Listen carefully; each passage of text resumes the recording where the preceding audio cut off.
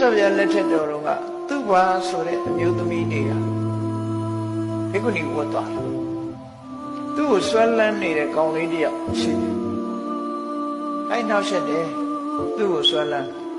အဲ့ဒီသူ့ဘာဆိုတဲ့ကလေးမလေးရဲ့မျက်လုံးကသူများမျက်လုံးနဲ့မတူဘူးကုသိုလ်ကောင်းမှုရဲ့အရှိန်နဲ့သူ့မျက်လုံးကအဝတ္တမချစ်ခင်မွေရာကောင်းတယ်ပေါ့မျက်လုံးကအဲ့တော့အဲ့ဒီလူငယ်ကထေရီမဖြစ်လို့ဆုံးခံလာတဲ့အခါမှာလေအမြဲတမ်းစောင့်ကြိုပြီးနေတတ်တယ်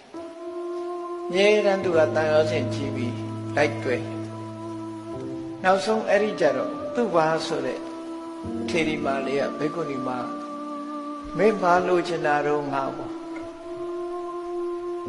မင်းက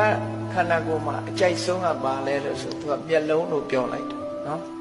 မင်းမျက်လုံးလေးကိုငါတွေ့တာနေတာလို့ဆိုအေးအဲ့ဒါဆိုရင်မင်းကြိုက်တဲ့မျက်လုံးငါပေးမယ်ဆိုချက်ချင်းလက်နဲ့နှိပ်ပြီးတော့မျက်လုံးကြီးထည့်ပြီးတော့ဟောကောင်းထွက်ပြေးသွားကဲစဉ်းစားကြည့်လူပေါ်မှာတတ်တာတော့မျက်လုံးကလှနေတာမျက်လုံးကြီးဟောက်ပက်ကြီးလှုပ်ပြီးတော့မျက်လုံးကြီးကိုသူ့လက်ထဲထည့်လိုက်တော့ဘလို့ဖြစ်သွားဒီမျက်လုံးကြီးသူချစ်ခင်နိုင်သေးရဲ့လားမချစ်ခင်နိုင်တော့အဲ့ဒါမျိုးလို့တစ်ဖက်သားကိုဒီလိုချက်လိုက်မှပျက်စီးသွားတာမျိုးမဟုတ်သဘာဝတရားနဲ့ဆင်ခြင်သုံးသပ်ကြည့်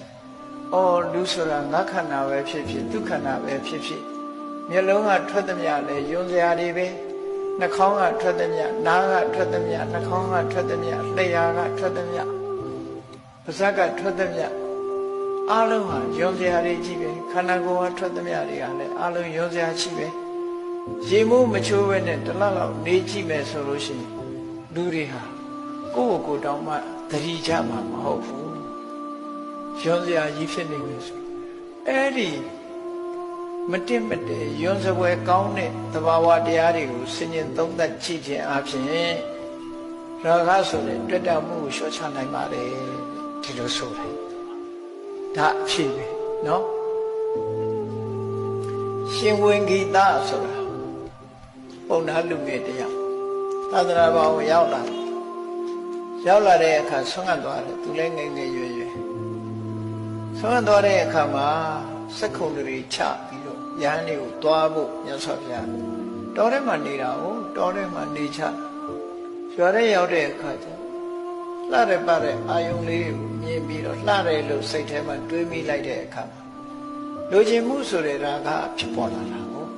ဒါသဘာဝပဲနော်လိုချင်မှုဆိုတဲ့သဘာဝဖြစ်ပေါ်လာတဲ့အခါမှာသူချက်ချင်းစိုးရိမ်ထိတ်လန့်သွားတယ်။အော်ငါတဏ္ဍာငါရဲ့ထဲမှာလိုချင်မှုဆိုတဲ့တဏှာရာဂတွေဖြစ်လာပါလား။ဒါကြီးလာရင်ငါ့ကိုအပယ်ချလိုက်မယ်။လောဘအပြစ်ရှိတယ်ဆိုတာသင်ထားတာနော်။ရာဂဆိုတဲ့တရားဟာရင်ထဲမှာဆွဲပြီးတော့လောင်မယ်ဆိုရင်မီးလိုပဲသူကလောင်မီးလိုပဲပူတယ်ရင်ထဲမှာပူတယ်အဲ့တော့ဒီတရားပြောက်အောင်ငါလုပ်မှပဲဆိုတဲ့အတိအရလို့သူရှိကသွားနေတဲ့သူ့ရဲ့ဆရာရှင်အနန္ဒမထေရကိုသူကဖွင့်ပြောတယ်နော်ဖွင့်ပြောလိုက်တယ်သူဟာအာယုတစ်ခုမစင်မကျင်ကြည့်မိပြီးတော့နှလုံးသွင်းမှားလို့နော်သူ့ရင်ထဲမှာရာဂတွေဖြစ်နေပါတယ်ပူလောင်မှုတွေဖြစ်နေပါတယ်အဲ့ဒါတွေကိုငြိမ်းအောင်ရှင်ဘုရားတရားလေးတစ်ပုဒ်ဟောပေးပါနောက်ကနေပြီးတော့သူကငြိမ်းချင်တယ်သူ့ရင်ထဲမှာပူလာပြီပူလာတဲ့ရာဂကိုနော်ငြိမ်းအောင်လုပ်ပေးပါအဲ့ဒါလို့တောင်းဆိုလိုက်တယ်ပေါ့နော်အဲ့ဒါလို့တောင်းဆိုလိုက်တဲ့အခါမှာရှင်နန္ဒာကပြောလိုက်တောင်းဆိုတရားဟောရင်တင်ညာယဝိပရိယေတာစိတ်တန်တိပရိတ္တရှိတိမင်းစိတ်ပူရမယ်အတွေးလွဲသွားတာ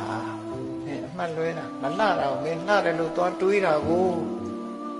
မလှတာတွေပဲကြည့်ယွန်စရာတွေပဲရှာကြည့်ဟောအတုဝတင်ညာပွားရမယ်အစားသူကသူဝတင်ညာဘယ်ဟာကဖြင့်လှတယ်မျက်လုံးကလှတယ်စပင်ကလှတယ်ဆိုလှတာတွေသွားတွေးတဲ့အခါလိုချင်တဲ့လောဘပွားကနေဖြစ်ပေါ်လာတော့ဒီလိုဆိုလိုတာပေါ့အဲ့တော့လှတာတွေမတွေးနဲ့အမေမလှတာတွေတွေး တင်ညာယဝိပရိယေတာစိတ်တန်တေပရိတ္တရှိတိမင်းအမတ်တင်ညာတွေလွဲမှားသွားလို့မင်းစိတ်ဟာပူလောင်မှုတွေဖြစ်ပေါ်လာတာဖြစ်တယ်အဲ့ဒါကြောင့်အတုပါယစိတ်တံဘာဝေဟိမာနာနုတ္တယမௌဇာဟာမင်းမလဘူးဆိုတာတွေကိုပြန်စဉ်းစားလိုက်တွေးလိုက်သေးသေးချာချာသေးသေးချာချာမလဘူးဆိုတာသိကြလောက်အောင်တွေးမာနတွေကိုဖယ်လိုက်ဘာလုံနိုင်တယ်ငါဖြစ်နိုင်တယ်ဆိုတဲ့မာနတရားတွေကိုမင်းမထားနဲ့ဆွန့်လွတ်လိုက်လို့မာနာနုတ္တယမௌဇာ